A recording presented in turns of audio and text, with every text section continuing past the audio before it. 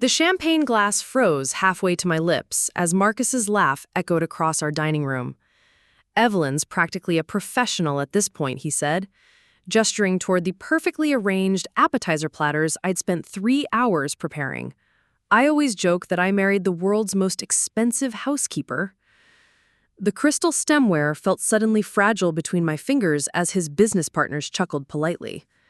I maintained my smile, the same composed expression I'd perfected over 3 years of marriage, though something cold settled in my chest like ice water. "Marcus," I said softly, my voice carrying just enough warmth to sound like gentle teasing rather than the warning it was. "Before we jump back in, tell us where you're tuning in from. And if the story touches you, make sure you're subscribed, because tomorrow I've saved something extra special for you." But he was just getting started. The wine had loosened his tongue, and our Virginia home's elegant dining room had become his stage. 3 of his biggest investors sat around our mahogany table, wives draped in designer dresses and judgment in equal measure. "Seriously, though, Robert, you should see her organizational skills. Every meal planned, every surface spotless. I hit the jackpot with this one." My sister-in-law Lydia's perfectly manicured fingers drummed against her wine glass.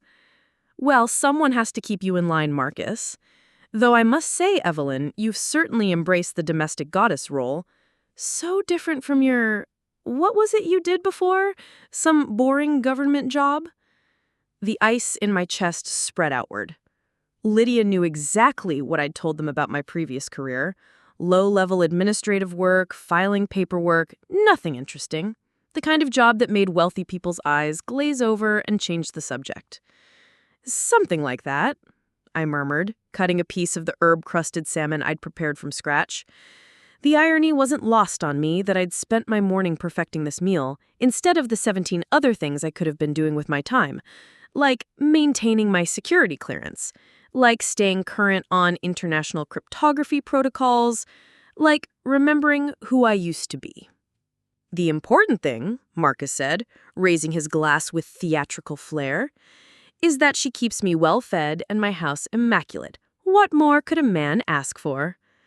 Respect, I thought, the word sharp and bitter in my mind. Partnership. Maybe an occasional curiosity about who I actually am. But instead, I smiled and lifted my glass in response, playing the role he'd cast me in so perfectly that even I sometimes forgot it was just an act. The conversation moved on to quarterly projections and market analysis, topics that would have fascinated me if they'd bothered to include me. Instead, I found myself relegated to the role of gracious hostess, refilling glasses and clearing plates, while the men discussed business as if I were invisible. "Evelyn's got the routine down to a science," Marcus told his newest investor, James Whitmore, as I leaned between them to collect the appetizer plates. "Dinner parties, charity events, keeping me organized. I honestly don't know what I'd do without my little housekeeper." The words hit like a slap. Little housekeeper. 3 years ago, I'd been analyzing terrorist communication networks and preventing international incidents. Now I was being praised for my ability to coordinate catering. I excused myself to the kitchen, needing a moment to breathe. The marble countertops gleamed under the pendant lighting, every surface pristine, every detail perfect. Just like Marcus liked it, just like he expected. But as I reached for the dessert plates, my phone buzzed against the counter. The sound was innocuous enough. Could have been a text from my mother, or a notification from our grocery delivery service. Except this particular buzz had a pattern. 3 short, 2 long, 3 short again. My blood turned to mercury. I glanced toward the dining room, where Marcus was holding court about some acquisition deal, his voice confident and commanding. None of them had noticed my absence yet. None of them ever really noticed me at all. With hands steadier than they had any right to be, I unlocked my phone and opened the encrypted application hidden behind what looked like a meditation app. The message was brief, coded and urgent. Priority Alpha. Report for briefing, 0600 hours. My reflection stared back at me from the darkened window above the sink. Same auburn hair Marcus liked long and styled, Same green eyes he had once called mysterious, but now barely looked at. Same face that had spent the last 3 years playing housewife while my other life waited in the shadows. I closed the app and slipped the phone into my apron pocket, my mind already calculating logistics. Dawn briefing meant a situation that couldn't wait. Priority Alpha meant national security implications. And the timing meant I'd have to choose, once again, between the woman Marcus thought he'd married and the woman I'd never stopped being. From the dining room, I heard Lydia's voice rise above the others. She's been gone for a while, probably powdering her nose or arranging flowers or whatever housewives do. More laughter, more casual dismissal of the woman who'd been invisible in plain sight for 3 years. I smoothed my apron, picked up the dessert tray, and walked back into the dining room with the same serene smile I'd worn all evening. But something fundamental had shifted. The ice in my chest had crystallized into something harder, sharper. Something that could cut. "Dessert is served," I announced pleasantly, setting down individual portions of creme brulee I'd torched to perfection. "I hope everyone enjoys it." Marcus beamed at me like I just performed a particularly impressive trick. "See what I mean? Perfection on a plate, my little domestic goddess." I met his eyes and smiled back, even as my phone buzzed silently against my hip with another encrypted message. He had absolutely no idea who he was married to. But he was about to find out. The house fell quiet after midnight, the last of Marcus's laughter fading with the final slam of car doors in our circular driveway. I stood at the kitchen sink, mechanically washing crystals that could have gone in the dishwasher, letting the warm water run over my hands while my mind processed the encrypted messages that had been accumulating throughout the evening. Marcus appeared behind me, loosening his tie with the satisfied air of a man who'd closed several deals over dinner. "Great party, babe. Robert mentioned wanting to discuss the Morrison acquisition over golf next week. You should probably clear my schedule for Thursday afternoon." I dried a wine glass slowly, each motion precise. "I'll check your calendar." "God, I love how organized you are." He pressed a kiss to the back of my neck, and I fought the urge to stiffen. "I was thinking we should do this more often. These dinner parties are great for business, and you're so good at the hostess thing." The hostess thing. As if orchestrating an evening for 8 people, planning the menu, sourcing ingredients, preparing 5 courses, coordinating service, and managing conversation was something I did by accident rather than skill. "I'm glad it went well," I said, my voice steady, even as my phone buzzed again in my apron pocket. Marcus moved to the liquor cabinet, pouring himself a generous scotch. "Lydia was right, you know. You really have found your calling with all this domestic stuff. Much better than that boring government job you had before." The wine glass slipped slightly in my grip. For 3 years, I'd listened to variations of this speech. My calling as his personal event coordinator, my natural talent for keeping his life running smoothly. Never any curiosity about what that government job actually entailed, or why someone might leave it to play house. "Marcus, I need to travel for work," I said. "Work? What work?" The dismissal in his tone was so automatic, so unconscious, that I felt something crack inside my chest. 3 years of marriage, and he couldn't even conceive of me having professional obligations that didn't center around his needs. "Consulting," I said, the word chosen for its vagueness. "Some of my old contacts have a project that requires my specific background." Marcus laughed, the sound sharp in the quiet kitchen. "Honey, you haven't worked in government for years. What could they possibly need from you now? File organization tips?" My phone buzzed again, more insistently this time. I could feel the weight of whatever crisis was unfolding, the urgency building with each unanswered message. But Marcus was still talking, still dismissing the possibility that I might have value beyond what I provided to him. "Besides, We have the Whitmore reception next weekend and the Morrison dinner the week after that. I need you here, not off playing office worker for some consulting gig that probably pays pennies. Playing office worker. The words echoed in my head as I untied my apron with deliberate calm. I'll be back by Friday. Back from where? Where exactly would you go, and why haven't you mentioned this before? Because I'd hoped I'd never have to choose. Because I thought I could keep both worlds separate, maintain the fiction that Evelyn, the housewife, was the only version of me that mattered. Because somewhere deep down, I'd been waiting for him to ask who I really was, instead of deciding for himself. I need to make some calls, I said, already moving toward the stairs. Can we discuss this tomorrow? But Marcus was following me, his footsteps heavy on the hardwood. Discuss what tomorrow? Evelyn, this is ridiculous. You can't just announce you're leaving for some mysterious work trip. What aren't you telling me? Everything, I thought. Absolutely everything. Instead, I turned at the base of the staircase, my hand on the banister, and looked at the man I'd married. Really looked at him. The expensive watch, the custom-tailored shirt, the face that had once made my heart race but now just looked entitled and suspicious. I'm telling you I have professional obligations that require my attention. The same way you have business trips and late meetings and weekend golf games that I never question.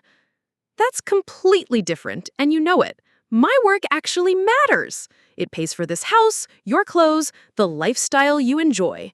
Whatever this consulting thing is, it's just some make-work project to make you feel important.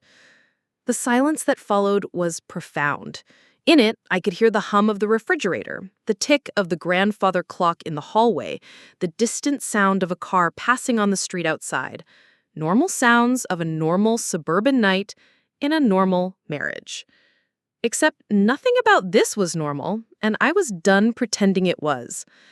I leave at 5 a.m, I said quietly. I'll be back when the work is finished. I climbed the stairs without looking back, even as Marcus called after me with increasingly frustrated questions. In our bedroom, I moved with practiced efficiency, pulling a specific suitcase from the back of our walk-in closet. Not the designer luggage Marcus had bought me for our anniversary, but a nondescript black case that looked ordinary and contained everything I might need for any situation. My fingers found the hidden compartment, feeling for the items I'd hoped never to use again. Encrypted phone, secure credentials, documents that would make Marcus's head spin if he knew they existed. The tools of a life he'd never bothered to ask about. By the time he appeared in the doorway, I was zipping the case shut, already mentally transitioning from housewife to operative. The shift felt like shedding skin that had grown too tight. Evelyn, what the hell is going on? You're acting like someone completely different. I met his eyes in the mirror above our dresser. Maybe I'm just acting like myself for once. This is insane. You can't just leave without explaining where you're going or why. What if something happens? What if I need you? The question hung in the air between us, loaded with 3 years of assumptions and expectations. What if he needed me to coordinate his dry cleaning pickup, plan his sister's birthday party, and remember his business partner's wife's name? What if he needed his housekeeper? You'll figure it out, I said, sliding the suitcase off the bed. You're a very capable man, Marcus. I'm sure you can manage a few days without someone to keep your world organized. I was at the bedroom door when he grabbed my wrist, his grip firm but not harsh. Please, talk to me. I don't understand what's happening. For a moment, I almost told him everything, almost explained about the 15 languages I spoke fluently, the encryption protocols I helped develop, the international incidents I helped prevent, almost described the woman he'd married and never bothered to meet. But his phone chose that moment to buzz, and his eyes automatically flicked toward it. Even now, even in the middle of our first real fight, his attention was already wandering to whatever business matter needed his immediate focus. I gently extracted my wrist from his grip. I know you don't understand. That's exactly the problem. Preparing and narrating the story took us a lot of time, so if you're enjoying it, subscribe to our channel. It means a lot to us. Now, back to the story. The Pentagon at dawn was a study in controlled chaos. Even at 0530 hours, the corridors hummed with quiet urgency, staffers moving with purpose between briefing rooms and secure communications centers. I badged through 3 separate checkpoints, muscle memory guiding me through security protocols I'd learned a lifetime ago. Or 3 years ago. Sometimes it was hard to tell the difference. Colonel Maya Trent was waiting for me in briefing room C, her silver hair pulled back in the same severe bun she'd worn when she first recruited me straight out of Georgetown. Behind her, wall-mounted screens displayed satellite imagery and data streams I recognized even after my extended absence. "Agent Cruz," she said, rising from her chair with the crisp efficiency that had made her one of the Pentagon's most respected intelligence commanders. The formal address hit me like a shot of adrenaline. Not Mrs. Hale, not Marcus's wife, not the domestic goddess who spent yesterday evening serving canapes and making small talk. Agent Cruz, the woman I'd been before I'd convinced myself that love meant making myself smaller. "Colonel," I replied, falling automatically into the professional bearing that had been second nature once upon a time. "What's the situation?" She gestured toward the screens, where lines of code scrolled past in patterns I could read like sheet music. 67 hours ago, our monitoring systems detected unauthorized access attempts against the Defense Department's classified research networks. Not the usual probing we see from known bad actors, but something more sophisticated, surgical. My mind was already processing the implications as she continued. Initial analysis suggested standard cybercrime, data theft for sale on the dark web, but the target selection is too specific, too strategic. Someone's looking for particular information. "What kind of information?" I asked, moving closer to study the data patterns. Next-generation satellite defense systems, quantum encryption protocols, the kind of intelligence that could compromise national security for decades. Maya's voice carried the weight of someone who'd spent 30 years protecting secrets that could reshape the global balance of power. She clicked a remote and the screens shifted to display communication intercepts. 12 hours ago, we identified the source. It's not foreign intelligence or organized crime. It's Dr. Pavel Kozlov, former NSA contractor, currently operating through a network of mercenary hackers. The name sent ice through my veins. I'd crossed paths with Kozlov 5 years ago during my last major operation. Brilliant, ruthless, and utterly without conscience when it came to selling American secrets to the highest bidder. "He disappeared after the Prague incident," I said, remembering the explosive finale of that mission. "We assumed he was dead." "So did we. Turns out he's been very much alive and building quite an operation. Our intelligence suggests he's planning to auction the stolen defense data in 72 hours. Once that information hits the international market, we'll be dealing with compromised systems for years." Maya turned to face me directly, her gray eyes sharp with the intensity I remembered from my training days. "We need someone who understands both the technical aspects of what he's stolen and the operational nuances of how he works. Someone who has faced him before. Someone expendable enough to risk, but experienced enough to succeed," I added, reading between the lines with the clarity that came from years in the intelligence community. "I wouldn't have put it quite that way," Maya said with a slight smile. "But yes, the operation launches tonight. Are you in?" Through the reinforced windows, I could see the Potomac River catching the early morning light, the familiar landscape of Washington, D.C. spreading out beneath a sky that promised another perfect autumn day. Somewhere across that landscape, Marcus was probably waking up to find my side of the bed empty, confused and angry about a situation he couldn't begin to understand. "What's the operational structure?" I asked, my professional instincts overriding the domestic complications spinning through the back of my mind. "Small team. You'll lead technical analysis and field coordination. Agent Ortiz will handle tactical support." At the mention of Sam's name, I felt a familiar warmth of anticipation. Sam Ortiz and I had worked together on half a dozen operations before I left the service. He was one of the few people who'd seen me at my best and worst, who knew exactly what I was capable of when the mission required it. "Sam's here?" I asked. As if summoned by his name, the briefing room door opened and Sam walked in, carrying 2 cups of Pentagon coffee and wearing the same easy grin that had gotten us through more than one impossible situation. "Morning, sunshine," he said, offering me one of the cups. "Heard you've been playing house for the past few years. How's domestic life treating you?" The question might have sounded mocking from anyone else, but Sam's tone carried genuine warmth and just enough concern to let me know he'd never believed I was happy in retirement. "As well as you'd expect," I replied, accepting the coffee and inhaling the familiar bitter scent that meant serious work ahead. "That good, huh?" Sam's expression grew more serious as he studied my face. "Well, lucky for you, we've got a world-class problem that needs your particular brand of genius to solve." Maya activated another screen, displaying a 3-dimensional map of Washington, D.C. with several locations highlighted in red. Kozlov is using a distributed network to process the stolen data. Multiple locations, multiple backup systems, multiple extraction points. Taking him down requires simultaneous action across 7 different sites. "Complicated," I murmured, already running calculations in my head. "It gets better," Sam said with dark humor. "Intelligence suggests he's got at least 48 hours of lead time on us. He knows we're onto him, and he's preparing to disappear with everything he's stolen." I studied the tactical map, my mind automatically plotting approach vectors and contingencies. This was the kind of complex, multi-layered operation that had made me feel truly alive before I'd convinced myself that a quiet, suburban marriage was what I wanted. "Timeline?" I asked.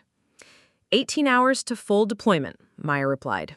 "You'll need to brief the technical team, coordinate with field assets, and prepare for immediate tactical response once we locate Kozlov's primary operations center."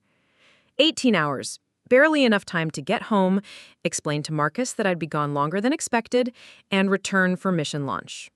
Assuming he was even speaking to me after the way I'd left. But as I looked at the intelligence displays, felt the familiar rush of adrenaline that came with high-stakes problem-solving, I realized something that should have troubled me more than it did. I hadn't thought about Marcus once since walking into this building. "I'm in," I said, the words coming as naturally as breathing. Maya nodded with satisfaction. "Welcome back, Agent Cruz. Try not to make us wait another 3 years for the next time we need you." Sam raised his coffee cup in a mock toast.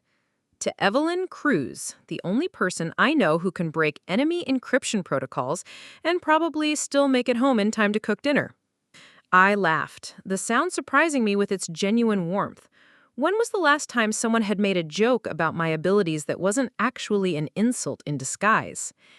"Actually," I said, thinking of Marcus's shocked face when I'd left that morning, "my dinner-making days might be behind me." The admission felt like stepping off a cliff, terrifying and liberating in equal measure. But for the first time in 3 years, I was exactly where I belonged. Marcus stared at his phone for the 4th time in an hour, Evelyn's contacts showing no response to his increasingly frantic messages. The empty coffee mug beside him had gone cold, joining the untouched breakfast he had attempted to make himself, a disaster of burnt toast and overcooked eggs that made him appreciate, for the first time, the seamless way meals simply appeared in his household. "Where are you?" he texted at 7 a.m. "Call me back at 8:30. "This is ridiculous" at 9:15. "I'm worried about you" at 10:45, though even as he'd typed it, he knew worry wasn't quite the right word. Frustrated? Yes. Confused? Absolutely. But worried implied he feared for her safety when he actually feared that she was somewhere she shouldn't be, doing something she shouldn't be. The house felt wrong without her presence. Not just empty. Marcus had spent plenty of time alone in their Virginia home during business trips and weekend golf tournaments, but those absences had been planned, orchestrated, with Evelyn's careful preparation ensuring everything would run smoothly in her absence. Meals prepped and labeled in the refrigerator, dry cleaning picked up and social calendar updated and confirmed. This felt like abandonment. His phone buzzed with an incoming call, and Marcus lunged for it, hoping to see Evelyn's name on the screen. Instead, Lydia's photo smiled back at him, perfectly coiffed even in her contact image. "Finally," he said without preamble. "Good morning to you too, dear brother." Lydia's voice carried that particular blend of amusement and concern that meant she was about to get involved in something that wasn't her business. "I sound stressed. Rough night after the dinner party." "Evelyn's gone," Marcus said, pacing to the kitchen window and staring out at their perfectly manicured backyard. "She left this morning for some mysterious work thing she's never mentioned before. Won't answer her phone, won't tell me where she's going. It's completely unlike her." The pause on the other end of the line was telling. When Lydia spoke again, her tone had shifted to something more calculating. "Work thing? Marcus, Evelyn hasn't worked in years. What kind of work?" She said consulting, something about her old government contacts needing her specific background. But that's impossible, right? She was a nobody when I met her, some low-level administrative assistant filing paperwork. Another pause. "You're sure about that?" The question hit him strangely. Of course he was sure. He'd met Evelyn at a charity fundraiser 3.5 years ago, been immediately attracted to her quiet elegance and the way that she seemed so impressed by his success. She'd mentioned working for the government in some boring capacity, nothing that had interested him enough to ask follow-up questions. "What's that supposed to mean?" he asked. "Marcus, think about it. A woman like Evelyn, intelligent, organized, speaks how many languages fluently?" 3 or 4, Marcus said automatically, then stopped. When had he learned that? And why hadn't it seemed significant before? She's obviously educated, obviously capable. Did you ever actually ask what she did for the government? Or did you just assume it was secretarial work because that fit your narrative better? The accusation stung because it carried the uncomfortable weight of truth. Marcus realized with growing unease that most of what he knew about Evelyn's background came from assumptions he'd made rather than conversations they'd had. "Even if she had some mid-level job," he said defensively, "she's been out of the workforce for 3 years. Nobody calls in retired government employees for urgent consulting work."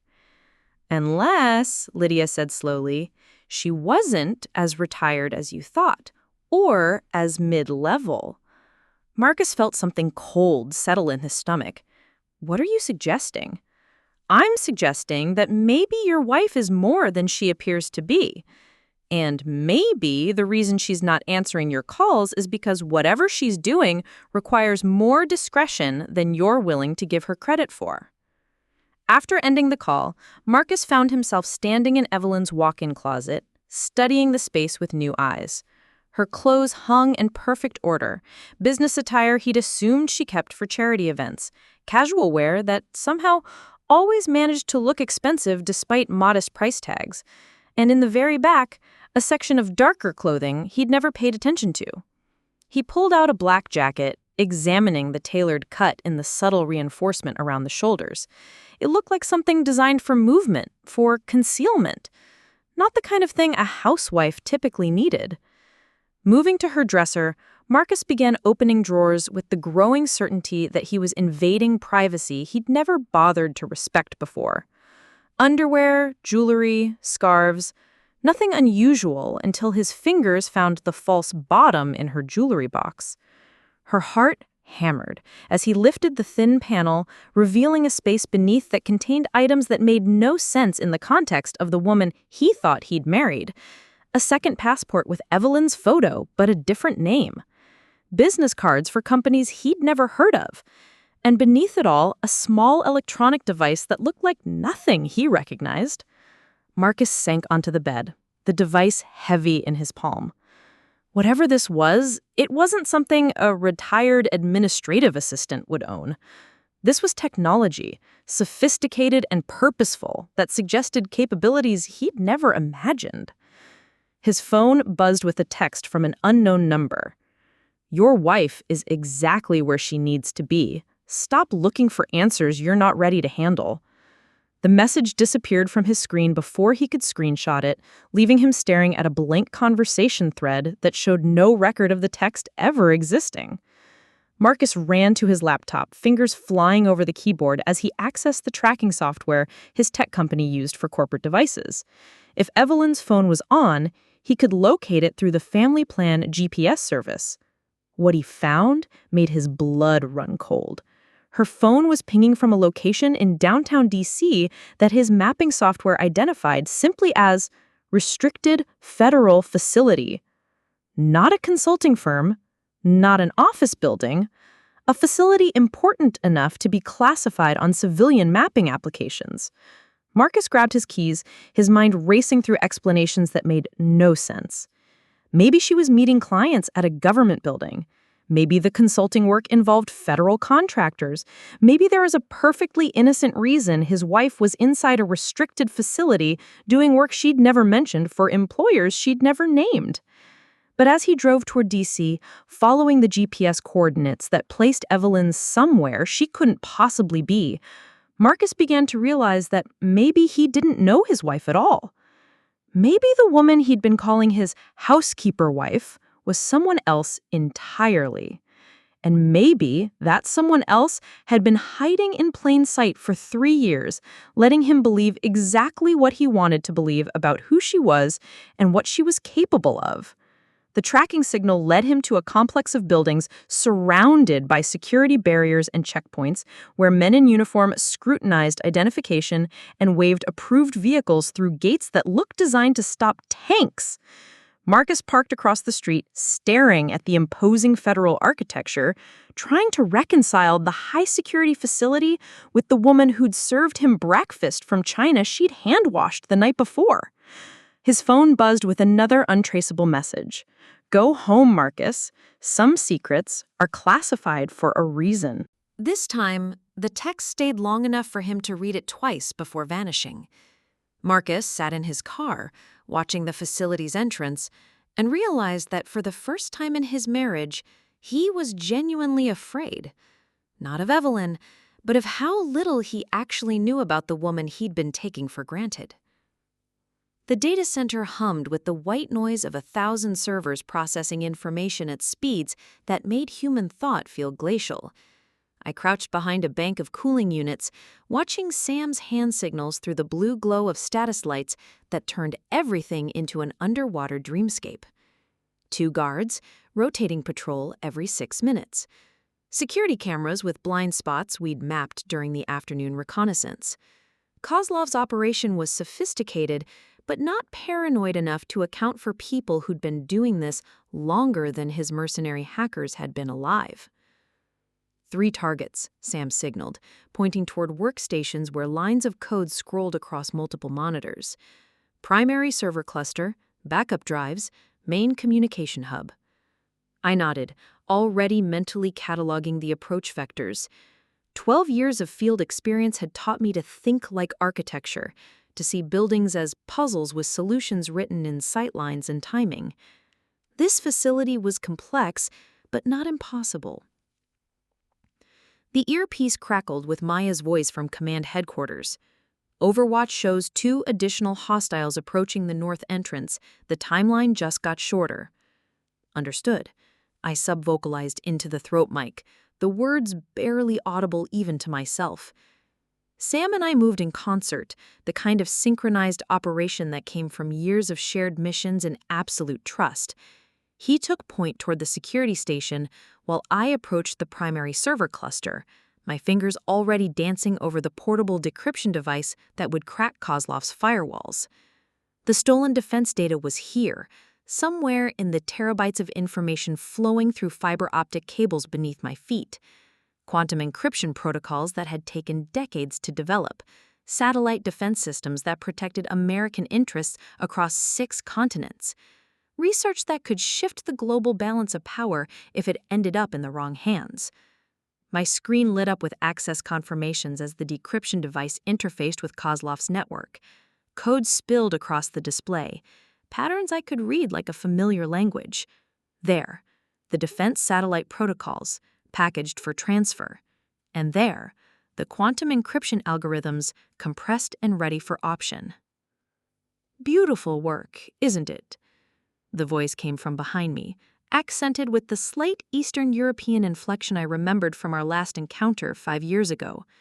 I turned slowly, hands visible, to face Pavel Kozlov himself. He looked older, grayer, but his eyes held the same cold intelligence that had made him one of the most dangerous men I'd ever hunted. In his hand, a pistol pointed steadily at my center mass. "Agent Cruz, I wondered when you might appear, though I confess I expected you sooner. Domestic life has made you lazy, perhaps." I kept my voice level professional. "Pavel, still selling American secrets to anyone with a bank account?" "Supply and demand, my dear. The world has such an appetite for your country's technological advantages. Who am I to deny them?" Through my earpiece, I could hear Sam's position report to Maya. "Primary target acquired. Hostile in control. Request immediate tactical support." But tactical support was 12 minutes away, and Kozlov's finger was already tightening on the trigger. I had seconds to act, not minutes. "The Prague operation," I said, buying time. "You disappeared for 3 years after that. We assumed you were dead." Kozlov smiled, the expression holding no warmth. "A useful assumption.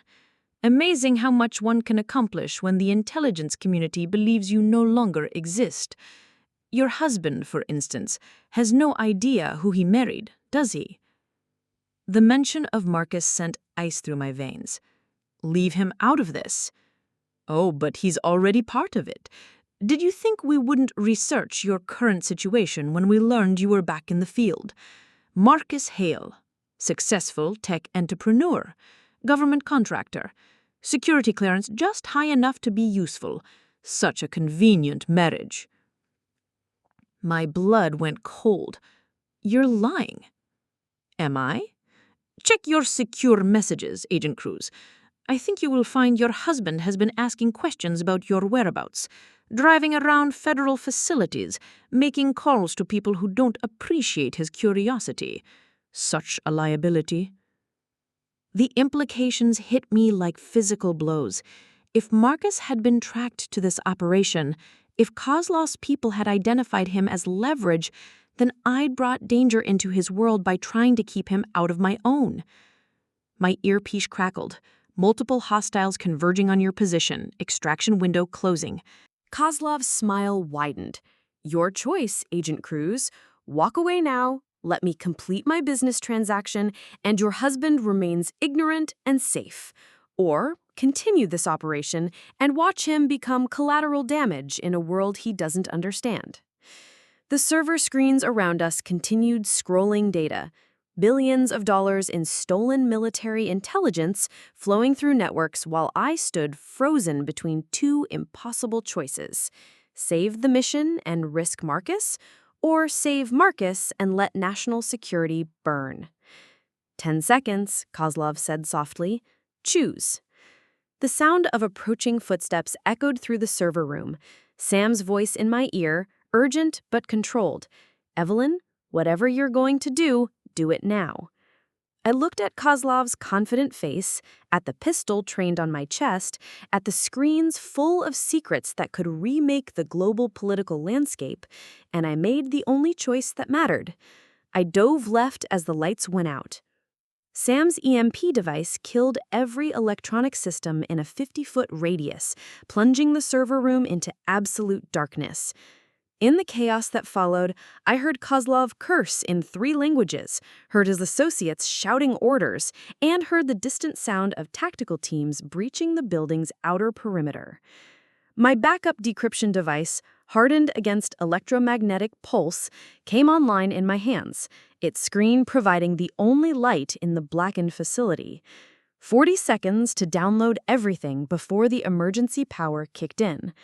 I found the stolen files by muscle memory and system architecture, my fingers flying over interfaces I could navigate blind.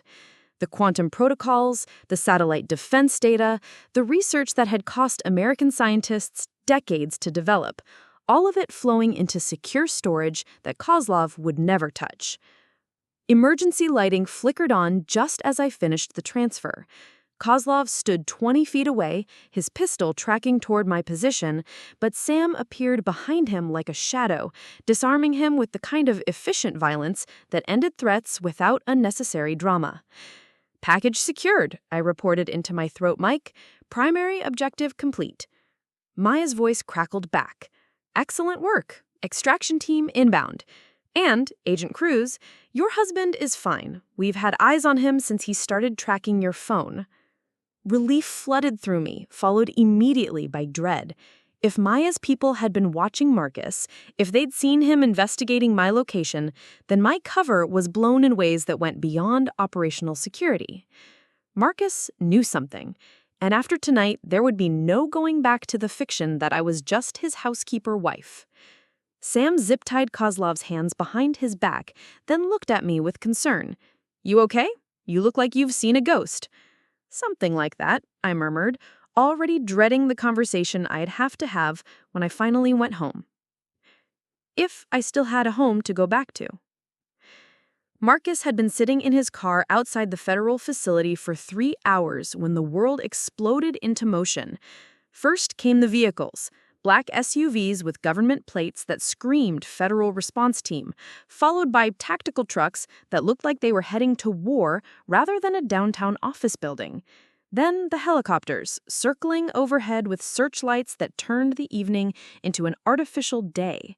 His phone had died an hour ago, the battery drained from constantly refreshing Evelyn's location tracker. The last signal had placed her somewhere inside the complex of buildings that was now swarming with armed personnel wearing tactical gear and speaking into radio headsets. This was not consulting work. A sharp rap on his window made Marcus jump, his heart hammering as he turned to see a man in a dark suit studying him through the glass. The stranger gestured for him to roll down the window, his expression politely professional, but somehow menacing. "Mr. Hale," the man said, his voice carrying the kind of authority that didn't require identification. "I'm Agent Daniels. I think we need to talk." Marcus's mouth dried. "I don't know what you're talking about. You've been parked here for 3 hours, tracking your wife's location through civilian GPS services. That tends to get noticed when the location in question is a classified federal operation." Daniels opened Marcus's car door with casual confidence. "Would you mind stepping out of the vehicle?" The world tilted sideways. Classified federal operation. The words bounced around Marcus's skull like pinballs, refusing to make sense in the context of his domestic goddess wife who couldn't remember to put his coffee mug in the dishwasher the right way. "There's been a mistake," Marcus said, climbing out on unsteady legs. "My wife is a housewife. She does consulting work, low-level administrative stuff. She's not involved in anything classified." Daniels studied him with the kind of professional assessment that made Marcus feel like an insect under a microscope. "Mr. Hale, what exactly do you know about your wife's background?" The question hit harder than Marcus had expected. What did he know? Evelyn had worked for the government before they'd met, some boring job she'd never wanted to discuss. She spoke several languages, was impossibly organized, could solve complex problems with unsettling efficiency. But none of that suggested this. "She was an administrative assistant," Marcus said, the words sounding less convincing each time he repeated them. "Filing, paperwork, bureaucratic stuff. And you never asked for specifics? Never wondered why someone with her capabilities would be content with filing paperwork?" Around them, the tactical response continued. Marcus watched armored personnel carriers position themselves around the building perimeter, while helicopters coordinated overhead patterns. Whatever was happening inside those buildings, it required the kind of federal response usually reserved for terrorism or national security threats. "Agent Daniels," a voice crackled through the man's radio. "Package secured. Primary objective complete. Requesting extraction for teams 1 through 4. Daniels touched his earpiece, responding in code that Marcus couldn't follow. Then he turned back to Marcus with an expression that might have been sympathy. "Mr. Hale, your wife is one of the most capable intelligence operatives this country has ever produced. Tonight, She prevented the theft of classified defense technology that could have compromised American national security for decades. She's a hero. The words hit Marcus like physical blows. Intelligence operative. Hero.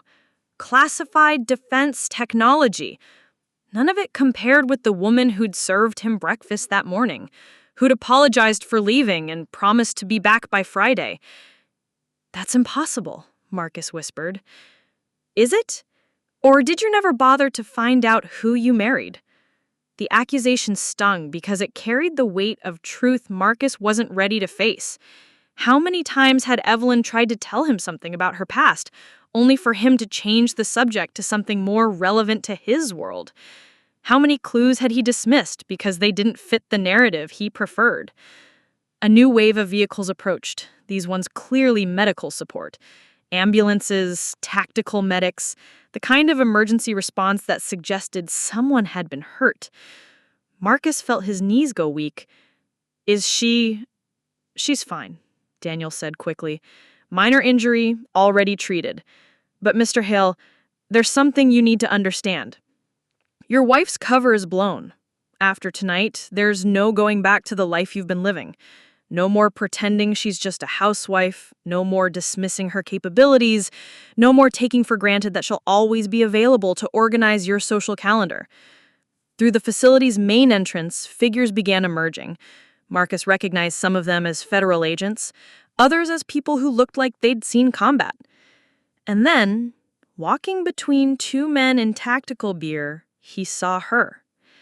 Evelyn moved with confidence Marcus had never noticed before, her posture straight and purposeful despite the bandage on her left arm.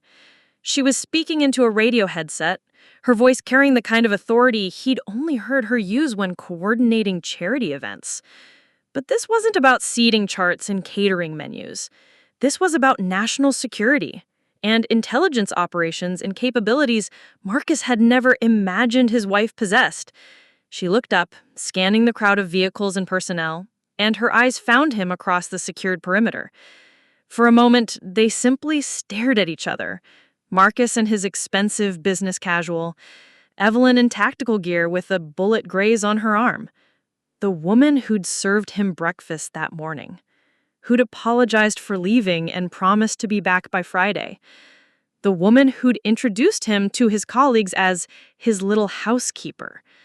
The woman who just saved American defense secrets from international criminals? Marcus felt something fundamental shift in his chest, like tectonic plates realigning after an earthquake. Everything he thought he knew about his marriage, his wife, his life, all of it had been built on assumptions that were crumbling in real time. Evelyn said something to the agents beside her, then began walking toward the perimeter where Marcus stood with Daniels. Her expression was unreadable, professional, but Marcus could see exhaustion in the set of her shoulders and something that might have been dread in her eyes. "Mrs. Hale, your husband has been waiting for you." Evelyn stopped 10 feet away, close enough for conversation, but far enough to maintain the kind of professional distance that suggested she wasn't sure what role to play now that her two worlds had collided. "Marcus," she said, her voice carefully neutral. "I can explain." Marcus stared at the woman he'd married, seeing her clearly for the first time in 3 years. The quiet competence he'd mistaken for domestic compliance, the language skills he'd assumed were party tricks, the way she'd always seemed to know more about current events than someone who just watched morning talk shows. "You're a spy," he said, the words feeling foreign in his mouth. I am. It's complicated." Evelyn's professional composure cracked slightly. "I've been trying to figure out how to tell you." Around them, the tactical response was winding down, equipment being loaded, personnel being debriefed, the kind of methodical cleanup that suggested years of practice at operations Marcus couldn't begin to understand. 3 years, Marcus said, his voice barely audible. "We've been married for 3 years, and I never knew." Evelyn's expression softened, and for a moment, she looked like the woman who'd kissed him goodbye that morning. "I know. I'm sorry.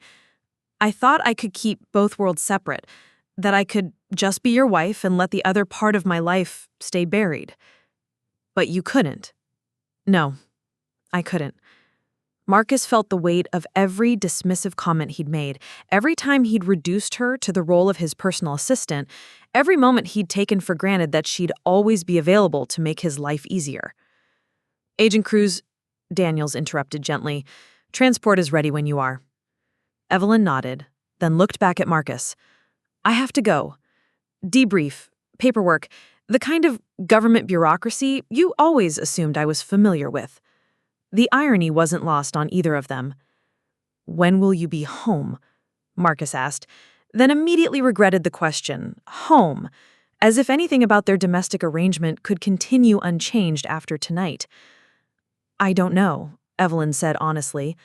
I don't know if you'll want me to come home, and I don't know if I can go back to being the woman you thought you married. She turned and walked toward the waiting vehicle, leaving Marcus standing at the perimeter of a federal operation, watching his wife disappear into a world he'd never imagined she belonged to. Agent Daniels handed him a business card. Mr. Hill, I suggest you spend some time thinking about what kind of marriage you actually want, because the woman you've been taking for granted, she just risked her life to protect this country. She deserves better than being called a housekeeper.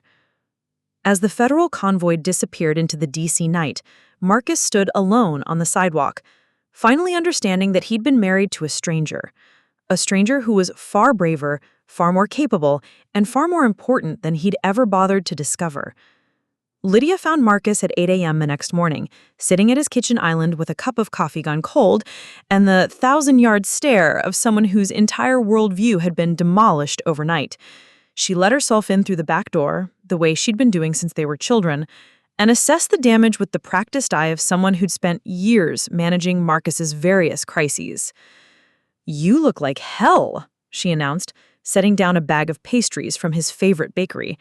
And your house is eerily clean for someone whose wife just disappeared into federal witness protection or whatever the hell happened last night.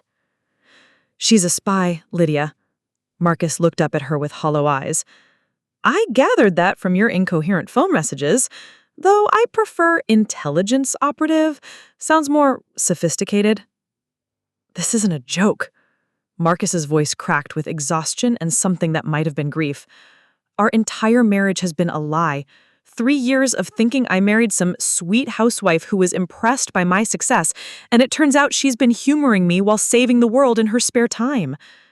Lydia sat across from him, studying his face with the brutal honesty that only siblings could manage. Marcus, let me ask you something. Did Evelyn actually tell you she was impressed by your success, or did you just assume she was because it fit what you wanted to believe? The question hit like a slap. Marcus tried to remember specific conversations, moments when Evelyn had expressed admiration for his achievements, and came disturbingly empty. She married me, he said weakly. Yes, she did. A brilliant, capable woman with apparently incredible job skills chose to marry you. Did you ever wonder why? Because I could provide for her. Because I offered stability and security? Lydia's laugh was sharp enough to cut glass. Marcus, she was providing security to the entire country. I'm pretty sure she didn't need you to make her feel safe. The words landed like physical blows. Marcus pushed away from the counter, pacing to the window that overlooked their perfectly manicured backyard. Then why? Why would someone like that want to be with someone like me? Maybe because she loved you, you absolute idiot?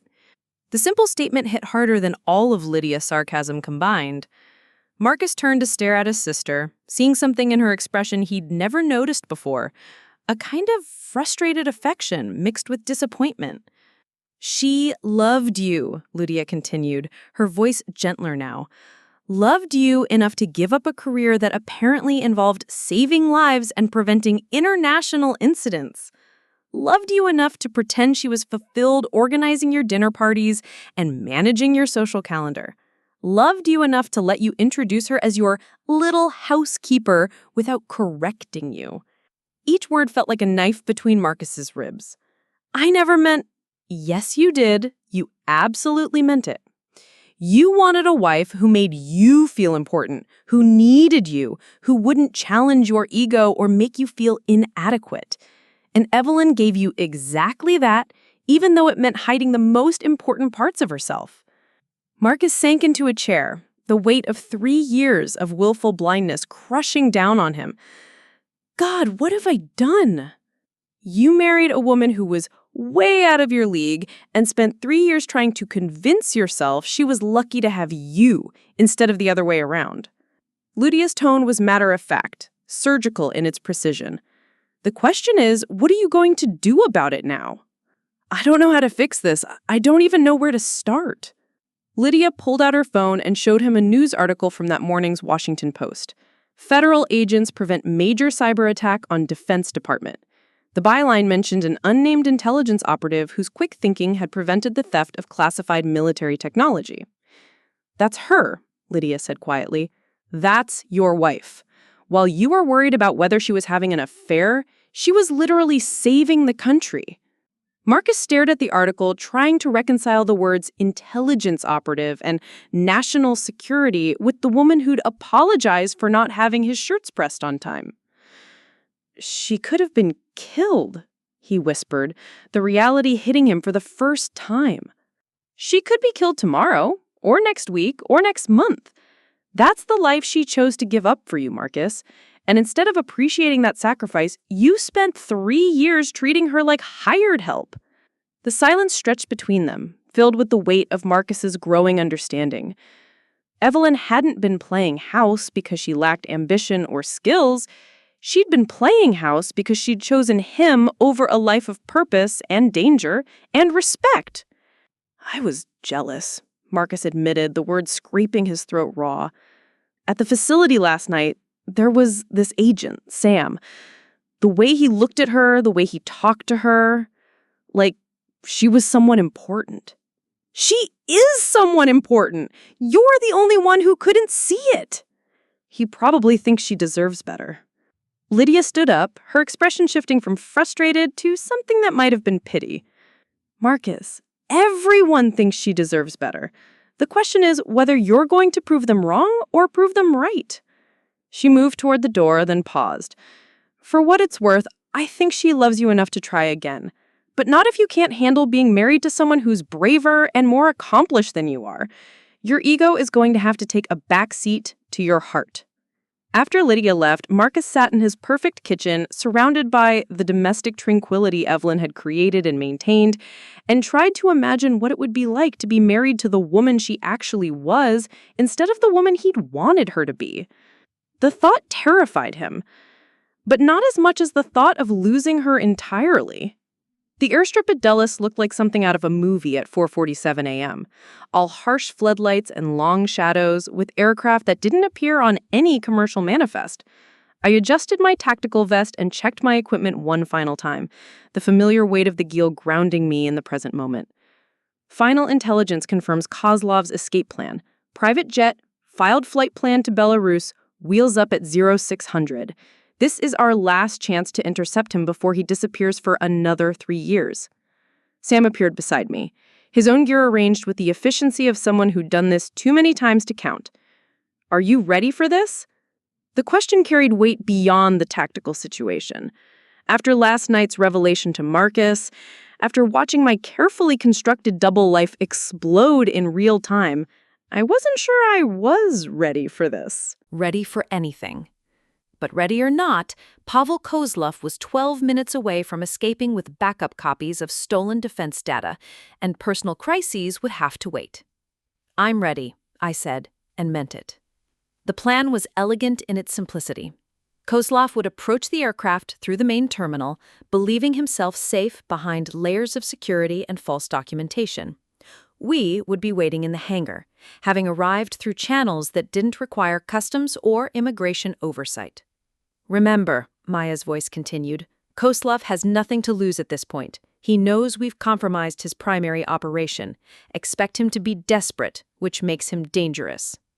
I checked my sidearm and the specialized equipment that would disable any electronic storage devices within a 50-foot radius.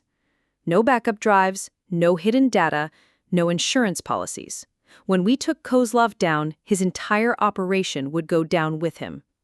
Overwatch reports a target vehicle approaching the perimeter, Sam said, touching his earpiece. 2 hostiles plus Kozlov. Standard protection detail. Through the hangar's windows, I could see a black sedan navigating toward the private aircraft terminal. In 12 hours, I'd gone from serving canapés at a dinner party to preparing to intercept an international criminal. The transition felt less jarring than it should have. Movement, Sam reported. 3 subjects exiting the vehicle, Kozlov in the center, armed escort flanking. I positioned myself behind the aircraft's landing gear, weapon drawn, mind calculating angles and distances with the automatic precision that came from years of training. This was the part of intelligence work that Marcus would never understand, the moment when everything distilled down to split-second decisions and absolute clarity. Kozlov entered the hangar with the confidence of someone who believed he'd already won. His escorts swept the space professionally, but they were looking for obvious threats, not for operatives who had 6 hours to prepare the tactical environment. "Dr. Pavel Kozlov," I called out, stepping into view with my weapon trained on his center mass. "Federal agents, you're under arrest." His face cycled through surprise, recognition, and resignation, before settling on the cold calculation I remembered from our previous encounters. "Agent Cruz, I should have known you wouldn't let last night's success satisfy your need for justice." "It's not about justice," I replied, moving closer while Sam appeared from the other side of the hangar to cut off escape routes. "It's about making sure stolen American defense technology doesn't end up destabilizing global security." Kozlov's escorts reached for their weapons, but Sam's tactical expertise ended that threat before it could develop. 2 brief, efficient engagements, and suddenly it was just Kozlov and me and a hangar filled with aircraft worth more than most countries' annual budgets. "The data you recovered last night," Kozlov said conversationally, "represents only 60% of what I successfully extracted from your Pentagon networks. The remainder is safely stored in locations your government will never find." I kept my weapon steady, my voice calm. "Then I guess you'll have to tell us where it is." "Why would I do that? I have nothing to gain from cooperation and everything to lose." "Because your alternative is spending the rest of your life in a federal prison, and the 40% of stolen data isn't worth dying for." Kozlov smiled, the expression holding no warmth. "You misunderstand my priorities, Agent Cruz. This was never about money or ideology. This was about proving that American security is an illusion, that your most protected secrets can be stolen by anyone with sufficient motivation." From my earpiece, Maya's voice. "Evelyn, we're reading multiple vehicles approaching your location. Kozlov's backup plan is in motion." Through the hangar's windows, I could see headlights converging on the private terminal. Whatever extraction plan Kozlov had arranged, it was more sophisticated than we had anticipated. "You have 30 seconds to make a choice," I told him. "Surrender now, tell us where the remaining data is hidden, and live to negotiate with federal prosecutors. Or face whatever's about to come through those doors." Kozlov glanced toward the approaching vehicles, then back at me. "Agent Cruz, do you know what your husband was doing while you were saving American national security last night?" The question hit like a physical blow. "Stay focused, Evelyn," Sam warned through the comm. "He was sitting outside a federal facility, tracking your location like a jealous boyfriend, completely oblivious to the fact that your wife was preventing an international crisis." Kozlov's smile widened. "Such a small man married to such an extraordinary woman. I almost feel sorry for him." The tactical situation was deteriorating rapidly, but Kozlov's words struck deeper than any physical threat. Marcus had been tracking me, investigating my location, treating my mission like marital infidelity instead of national service. "The remaining data," I said, my voice harder now. "Is in a place your husband will never think to look," Kozlov replied. "Assuming, of course, that he's still your husband after tonight. Hard to maintain a marriage when one partner finally discovers they've been completely wrong about the other. The sound of vehicles stopping outside the hangar made the decision for me. I could arrest Kozlov and hope the remaining stolen data never surfaced, or I could end this permanently. "Sam," I said quietly, "remember Budapest." Sam's response was immediate and final. The electromagnetic pulse device activated, frying every electronic storage medium within a 100-foot radius. Whatever backup data Kozlov had hidden in his aircraft or on his person was now worthless. Kozlov's face went pale as he realized what had happened. Years of work, millions of dollars in stolen intelligence, all destroyed in a single moment of tactical decision-making. "That's for underestimating what extraordinary women are capable of," I said, cuffing him as federal backup teams flooded the hangar. But even as tactical success washed over me, Kozlov's words about Marcus echoed in my mind. How do you rebuild a marriage when your husband has spent 3 years fundamentally misunderstanding who you are? How do you love someone who's never bothered to see you clearly? I found Marcus exactly where I'd expected him to be at 2:30 a.m., sitting at our kitchen island, still wearing yesterday's clothes, staring at a cup of coffee that had gone cold hours ago. The house felt different somehow, smaller and more fragile, as if the revelation of my true identity had shifted the very foundation we'd built our marriage on. He looked up when I entered, his eyes moving automatically to the fresh bandage on my arm before meeting my gaze. For a moment, neither of us spoke. The silence stretched between us, filled with 3 years of unspoken truths and carefully maintained illusions. "How bad?" he asked finally, nodding toward my injury. "Graze. I've had worse." The words came out more dismissively than I had intended, and I saw him flinch slightly. Even now, even after everything, I was still protecting him from the reality of what my life actually entailed. Marcus gestured to the stool beside him, and I sat down, maintaining careful distance between us. The kitchen where I prepared countless meals, organized innumerable dinner parties, played the role of perfect housewife, felt like a stage set now, artificial and constraining. "Agent Daniels gave me his card," Marcus said, pulling the business card from his pocket and setting it on the marble countertop between us. "Told me I should think about what kind of marriage I actually want." I studied the card without touching it. "And what conclusion did you reach?" "That I've been an idiot for 3 years." His voice was raw, exhausted. "That I married someone extraordinary and spent our entire relationship trying to convince myself she was ordinary because it made me feel better about myself." The admission hung in the air between us. I'd imagined this conversation countless times during the long nights when I'd wondered whether maintaining my cover was worth the cost of hiding who I really was. But now that it was actually happening, I felt strangely empty. "Marcus, I need you to understand something. The woman you married, the one who organized your social calendar and made sure your shirts were pressed, she wasn't fake. That's part of who I am, but it's not all of who I am." "I know that now. But Evelyn, why didn't you tell me? 3 years of marriage and you never once mentioned that you used to save the world for a living?" The question I'd been dreading, because the answer revealed as much about me as it did about him.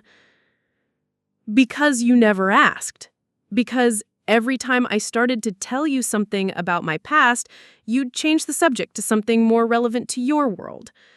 Because it was easier to let you believe what you wanted to believe than to fight for recognition I wasn't sure you could handle."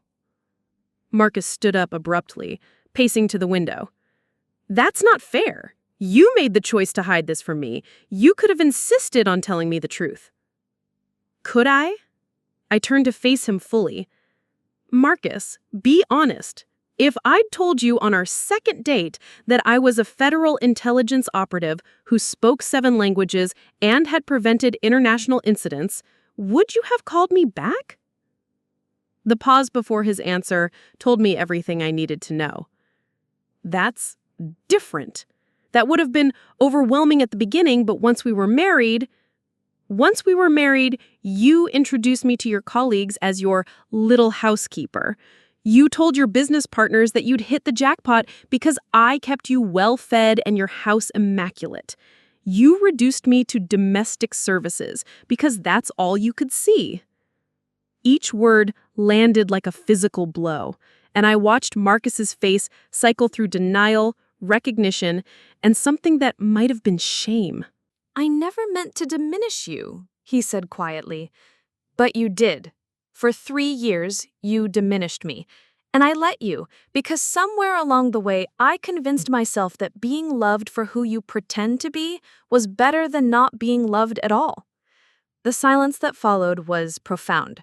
Through the kitchen window, I could see the first hint of dawn touching the horizon, marking the end of the longest night of our marriage. "Where does that leave us?" Marcus asked. I considered the question carefully, thinking about the woman I'd been before I'd met him, the woman I'd become during our marriage, and the woman I was now that my 2 worlds had collided. "I don't know," I admitted. "I love you, Marcus. I've loved you enough to give up a career that gave my life meaning, enough to pretend I was fulfilled organizing charity galas and dinner parties. But I can't go back to being your housekeeper's wife. Not after this." "I don't want you to go back to that." His voice was urgent now, desperate. "I want to know who you really are. I want to understand what your work means, why it matters. I want to be married to Evelyn Cruz, not some domestic goddess fantasy I created. And if my work requires me to disappear for weeks at a time, if I come home with injuries I can't explain, if there are parts of my life I can never share with you because they're classified at levels your security clearance will never reach." Marcus was quiet for a long moment, and I could see him processing implications he'd never had to consider before. "I'd rather be married to someone extraordinary who has to keep secrets than someone ordinary who doesn't," he said finally. It was the right answer, but I wasn't sure he understood what he was agreeing to. "This isn't a movie, Marcus. Intelligence work isn't glamorous. It's dangerous and complicated, and sometimes it requires making choices that keep me awake at night. Are you really prepared to be married to someone whose job might get her killed?" "Are you?" he countered. "Because if you're planning to go back to active duty, that's exactly what you're asking me to live with." The question hit deeper than I'd expected. For 3 years, I'd told myself I was retired, that domestic life was enough. But the past 48 hours had reminded me who I was when I wasn't playing housewife, what I was capable of when the stakes were high enough. "I don't know," I said honestly. "I don't know if I can go back to organizing dinner parties and pretending that's enough. And I don't know if you can handle being married to someone whose work you'll never fully understand." Marcus moved closer, and for the first time since I'd walked into the kitchen, he reached for my hand. "Then maybe we need to figure it out together. No more assumptions, no more hiding, no more trying to make each other into someone we're not." I looked down at our joined hands, his soft from office work and expensive moisturizer, mine bearing small scars from years of training and operations he'd never known about. "It won't be easy," I warned. "Nothing worth having ever is," Marcus replied.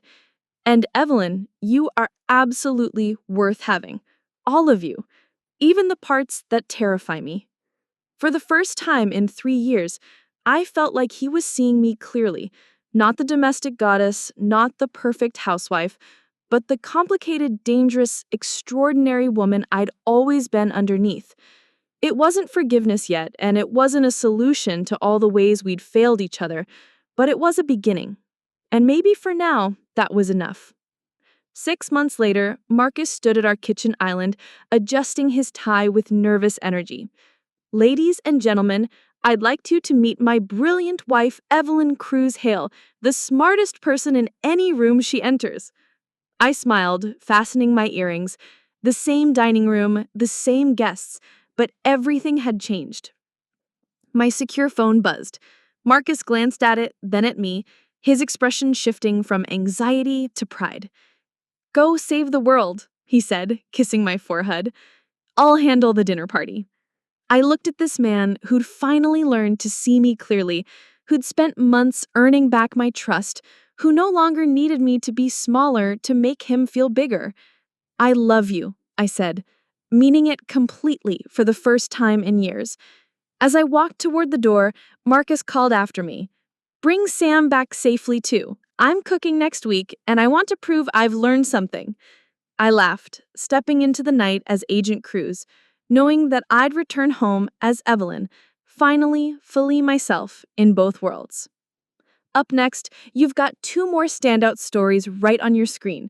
If this one hit the mark, you won't want to pass these up. Just click and check them out. And don't forget to subscribe and turn on the notification bell so you don't miss any upload from us.